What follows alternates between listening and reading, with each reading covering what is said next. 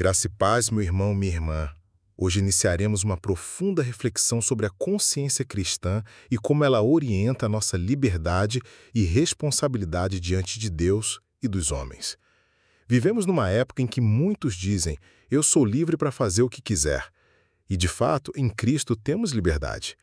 Mas Paulo, inspirado pelo Espírito Santo, nos alerta sobre algo maior: a liberdade que edifica e serve ao próximo.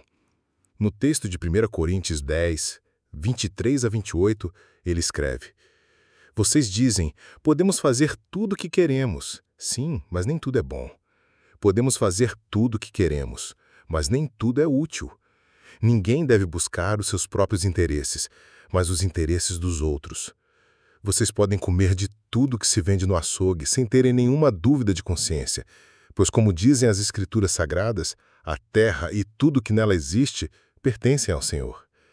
Se alguém que não é cristão convidá-los para comer e vocês resolverem ir, comam o que for posto na frente de vocês e não façam perguntas por motivo de consciência. Mas se alguém disser a vocês: "Esta comida foi oferecida aos ídolos", neste caso não comam, por causa daquele que disse isso e também por motivo de consciência. Este ensino nos leva a refletir que nem tudo o que é permitido convém à vida de um discípulo. Deus nos concede liberdade, mas o verdadeiro exercício dessa liberdade passa pelo filtro do amor ao próximo. Paulo, que conhecia profundamente a alma humana, sabia que nossa caminhada espiritual acontece sobretudo na mente, aquilo que em grego chamamos de psique. É na mente que formamos nossos pensamentos, valores, sentimentos e escolhas. Quando a Bíblia fala do coração, muitas vezes se refere a este centro interior de decisões. Marcos 12, 30. Assim, a consciência se torna o campo onde o Espírito Santo trabalha diariamente, orientando-nos naquilo que devemos fazer ou evitar.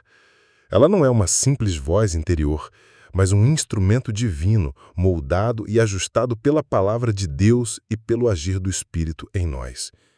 Quando a consciência está bem orientada, ela nos leva a agir com equilíbrio, nem legalismo, muitas regras que o próprio Deus não estabeleceu, nem libertinagem, fazer tudo sem se importar com as consequências. É exatamente esse equilíbrio que Paulo apresenta. Mesmo podendo fazer algo, devemos considerar se tal ação edifica, se ajuda ou atrapalha o crescimento espiritual do outro. A maturidade cristã não se mede apenas pelo que fazemos, mas pela maneira como pensamos em relação ao nosso irmão. Quando, por amor, deixamos de exercer algo que temos liberdade para fazer, estamos refletindo o caráter de Cristo, que sempre pensou no bem de todos. Seguimos agora aprofundando ainda mais este tema tão importante, a consciência. Já vimos que ela é o campo onde o Espírito Santo trabalha, conduzindo-nos à verdadeira maturidade cristã. Porém, precisamos compreender que nem toda a consciência está no mesmo nível de sensibilidade. O apóstolo Paulo, em Romanos 14, 21 a 23, nos ensina: "É melhor não comer carne, nem beber vinho, nem fazer qualquer outra coisa que leve o seu irmão a tropeçar. Assim, a fé que você tem, tenha-a para si mesmo diante de Deus. Feliz é aquele que não se condena naquilo que aprova, mas aquele que tem dúvidas é condenado se comer, porque não o faz com fé, e tudo o que não provém de fé é pecado." Perceba, meu irmão e minha irmã, Paulo não está simplesmente listando o que pode ou não pode ser feito, mas está mostrando um princípio espiritual poderoso.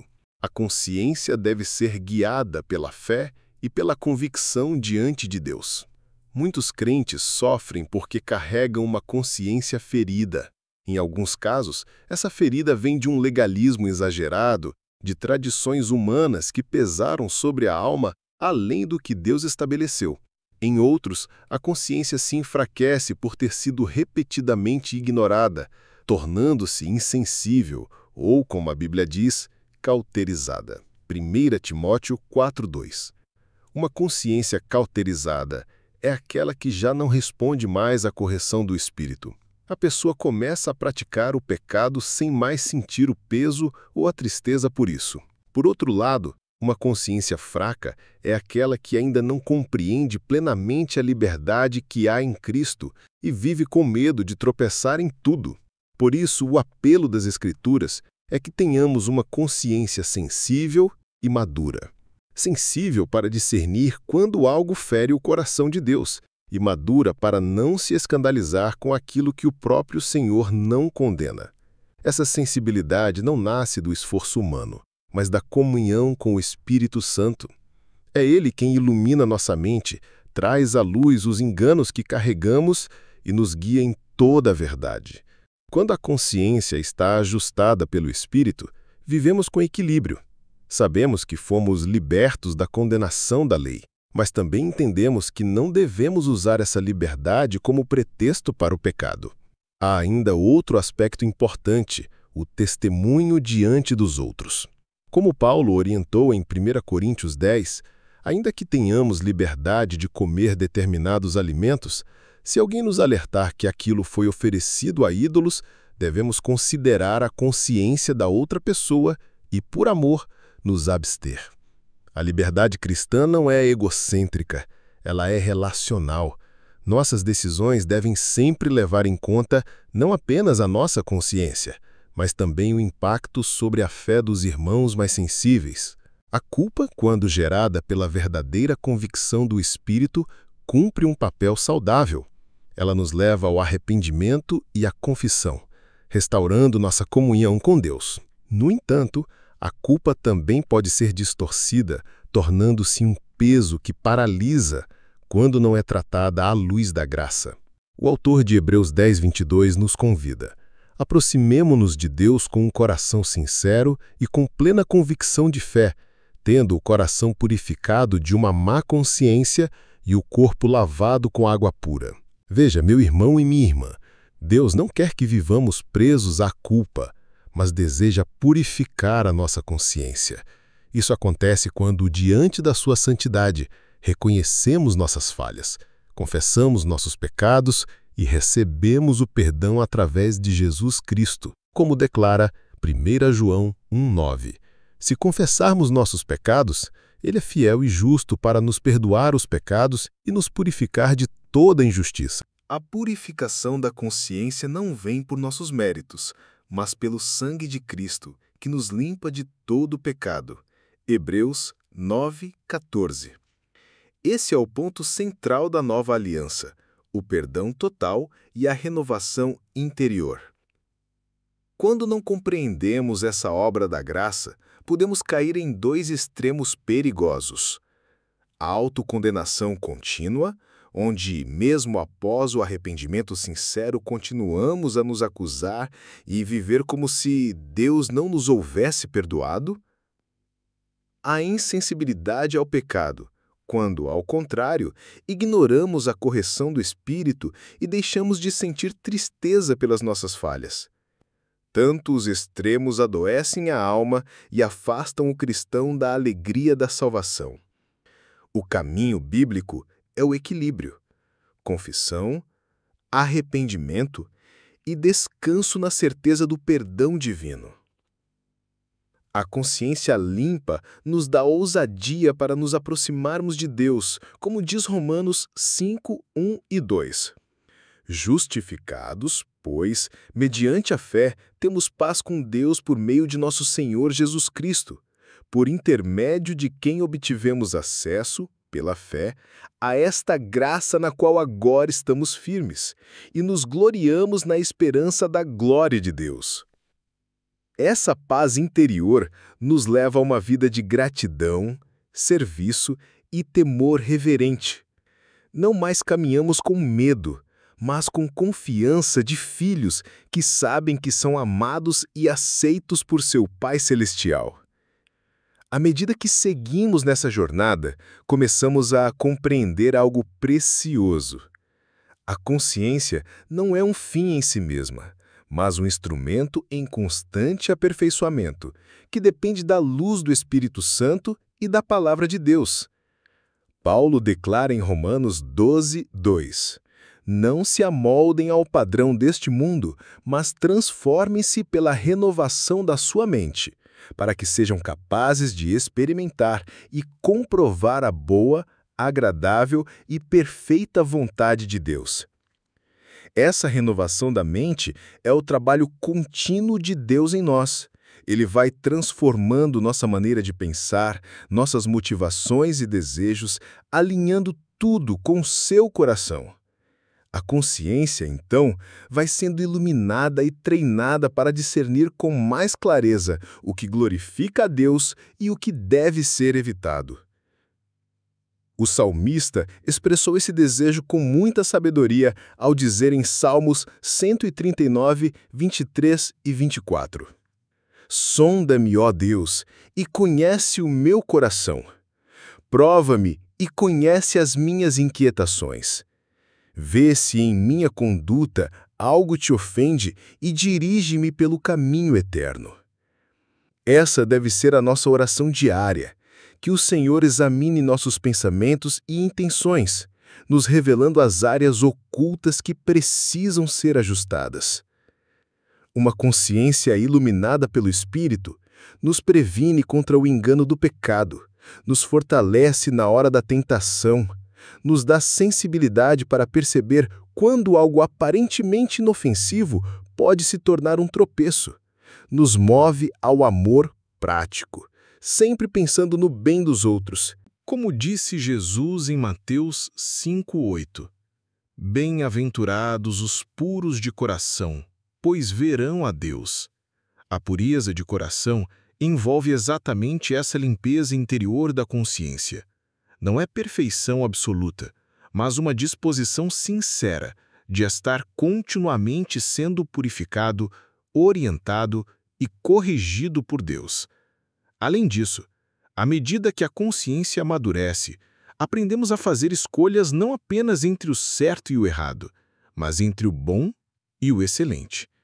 Nem sempre a decisão cristã é apenas sobre evitar o pecado evidente, mas muitas vezes sobre escolher o que mais glorifica a Deus e edifica outros. Como Paulo disse em Filipenses 1, 9 e 10, e esta é a minha oração, que o amor de vocês aumente cada vez mais em conhecimento e em toda percepção, para discernirem o que é melhor, a fim de serem puros e irrepreensíveis até o dia de Cristo. O cristão maduro não vive apenas perguntando: isso é pecado ou não? Mas sim, isso agrada a Deus?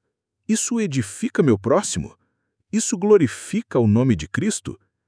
Chegamos ao encerramento desta jornada de reflexão sobre a consciência cristã. Vimos como a consciência é o lugar onde o Espírito Santo atua, como ela pode ser ferida ou cauterizada, como é purificada pelo arrependimento e como deve ser constantemente iluminada pela palavra e pelo Espírito. Agora, precisamos entender o fruto maravilhoso de se viver com uma consciência limpa, uma vida plena na presença de Deus, com paz interior, ousadia espiritual e testemunho transformador diante do mundo. O escritor de Hebreus nos diz em Hebreus 4:16: Assim, aproximemo-nos do trono da graça com toda a confiança, a fim de recebermos misericórdia e encontrarmos graça que nos ajude no momento da necessidade. A consciência limpa nos dá coragem para estar diante de Deus sem medo ou condenação, sabendo que fomos justificados pelo sangue de Cristo. Não há mais barreiras, não há mais vergonha. Há comunhão, intimidade e paz com o nosso Pai celestial. Essa paz interior também nos fortalece para enfrentar os desafios e as pressões deste mundo. Quando a consciência está limpa, não carregamos pesos desnecessários de culpa ou medo. Andamos firmes, com o coração leve, prontos para obedecer, servir e adorar. Além disso, uma consciência limpa dá força ao nosso testemunho. As pessoas à nossa volta percebem quando alguém anda em paz, com retidão e sinceridade. Não é arrogância espiritual, mas humildade genuína que atrai e inspira. Como escreveu Pedro em 1 Pedro 3:16. Conservando boa consciência, de forma que os que falam maldosamente contra o bom procedimento de vocês, porque estão em Cristo, fiquem envergonhados de suas calúnias. Essa boa consciência também nos preserva em tempos de perseguição, críticas ou injustiças. Sabemos diante de Deus que estamos em paz, e essa certeza nos mantém firmes. Por fim, viver com uma consciência limpa é um presente que o próprio Senhor deseja nos dar diariamente. É um convite constante ao arrependimento, à confissão sincera e à renovação pela graça.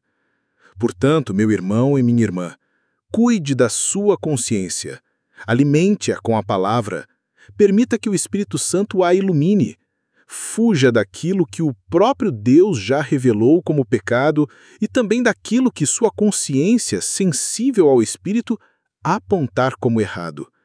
Use sua liberdade sempre com amor e responsabilidade, pensando no próximo. Lembre-se, não é a consciência limpa que nos salva, mas sim o sangue de Cristo. Contudo, uma consciência limpa é o fruto natural de quem já foi alcançado pela salvação. Agora, encerrando este devocional, quero fazer com você uma oração. Senhor, eu te agradeço por tua graça e misericórdia. Purifica a minha consciência, renova a minha mente e guia os meus passos. Que eu viva cada dia sensível à tua voz, usando minha liberdade com sabedoria, amor e responsabilidade. Livra-me da culpa desnecessária, mas também da insensibilidade ao pecado. Que minha vida te glorifique em cada pensamento, palavra e ação. Em nome de Jesus. Amém. Se esta palavra falou com você, escreva nos comentários. Amém. Glória a Deus. Espírito Santo, molda minha consciência todos os dias. E compartilhe este devocional com alguém que precisa ouvir essa mensagem.